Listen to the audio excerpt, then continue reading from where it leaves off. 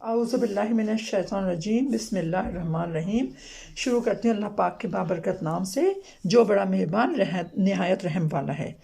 جب آپ کو کوئی کام نہیں بن رہا ہو اور آپ کو لگے سارے راستے بند ہو گئے ہیں تو ایسے میں نا امید نہیں ہونا چاہیے، کیونکہ نا امید ہونا کفر ہے۔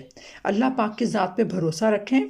اللہ پاک ہر کسی کی مدد کرتا ہے۔ صرف ایک سورت کا وظیفہ آپ پڑھ لیں اور اس سورت کو پڑھنے کے بعد آپ خود محسوس کریں گے کہ اللہ پاک کی مدد آپ کے پاس آ رہی ہے، اور اس طرح کی آ رہی ہے کہ آپ خود حیران رہ جائیں گے۔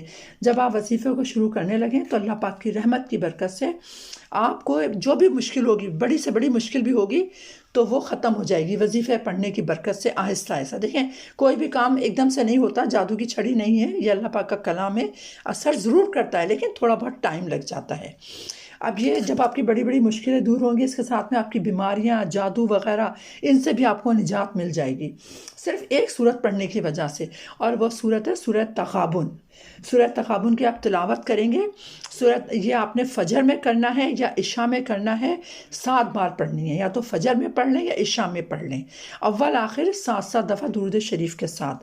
اور انشاءاللہ پھر آپ دیکھیں گے کہ آپ کی مصیبتیں، پریشانیاں، گھر میں لڑائی جھگڑے، بے روزگاری، یہ جادو ٹونے، ان سب کا خاتمہ ہو جائے گا سورۃ تغابن کی تلاوت کرنے سے، فجر میں یا عشاء میں۔ ٹھیک ہے، اپنی اس بہن کو اجازت دیجیے۔ اللہ حافظ، السلام علیکم۔